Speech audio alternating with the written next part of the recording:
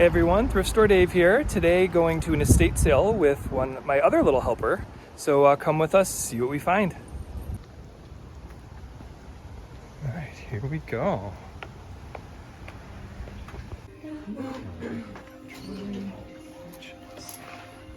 Lots of collectibles.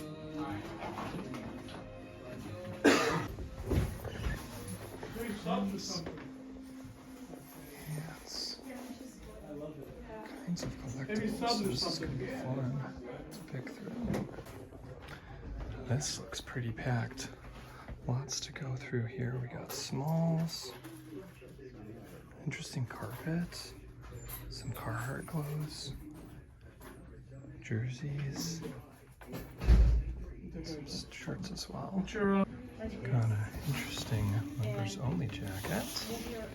This sounds racing. Might be able to get for $10. Do a little research on that and check some of these other older Cubs jackets.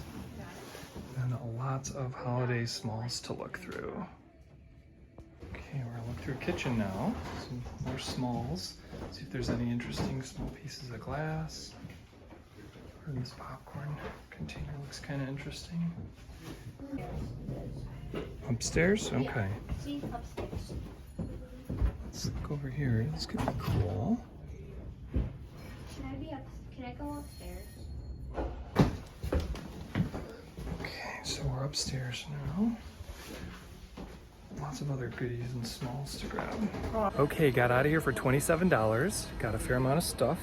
Let's go back and see what we got. Okay, I am back home. This video may be a little shorter than my other videos because the prices at this sale were a bit high. Even though they were 50% off, some of the items were still way overpriced. Or maybe my expectations were too high because I like to go on the last day of sales and this was the second to last day. But I was still able to make a couple good bargains and get a couple things that I have really good margins on. So without further ado, one of the first things I grabbed, because it was half price, was this very interesting like wall-mounted Chicago Cubs clock. There were no good comps on them, but for $10, it looked like a really nice piece. And as a Cubs fan, it's something that I was going to keep anyways, because it's a little heavy and fragile and wouldn't ship well even if I did resell it. So I'm going to hold on to this for now. Maybe someday I can part with it on Marketplace since I'm in Chicago and a local fan might like it. Another thing that was overpriced to my dismay was clothing there. They actually tagged every single t-shirt and sweatshirt and coat and pair of jeans. The Carhartt jeans I saw, they had $28 price tags on them and they were used. So even at $14, there's just not enough meat on the bone unless I was gonna fit and wear them. So I passed on those, but I found one hoodie that was new with tags for $5 and it was a Hurley hoodie. So my thought is new with tags, Hurley hoodie with a normal size, this one being a size XL, I should be able to sell for $20. And if not, I can wear it, but that I felt like I had enough margin on to resell and hedge and keep if I wanted to. A few other things I got. One, just because my eye for holiday stuff is sharpening, was this old melted plastic Santa in his sleigh. I grew up with these in my house, and see, these are 70s to 80s, and he wanted $6 for it. I thought that was reasonable because I think I can get $20 or more for it.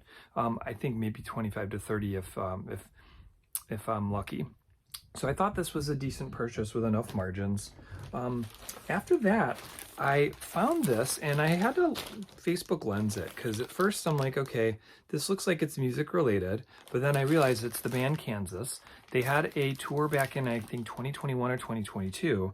And so as I looked more around the upstairs part of this house, I realized not only was there this drum head, but also a meet and greet VIP pass to that concert.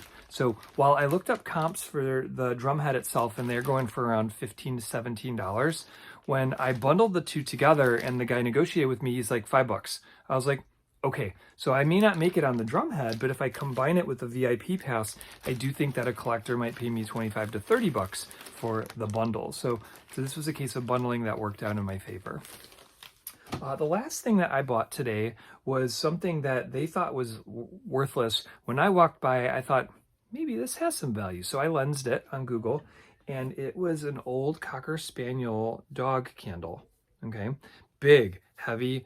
These aren't branded per se, but these can go for over $20 to $30. And so my hope was, even at $20, I just came up to him being like, would you take $1 for this? And he said, yeah.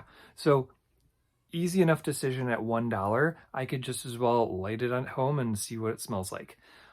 So in all, I spent $27. I expect to get maybe $100 worth of profit from all this stuff at the end of the day, maybe a little bit less, but it was still a fun outing with my son. We had some father-son time, and he was able to find something he wanted that he bought.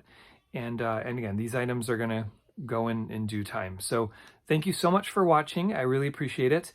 Please like the video if you enjoy the content, and subscribe if you haven't so far. I've got about a year's now of videos of me hunting with or without family members for things that I resell on my family eBay store, which is LC208. All right, but thanks again for watching. I'm Thrift Store Dave.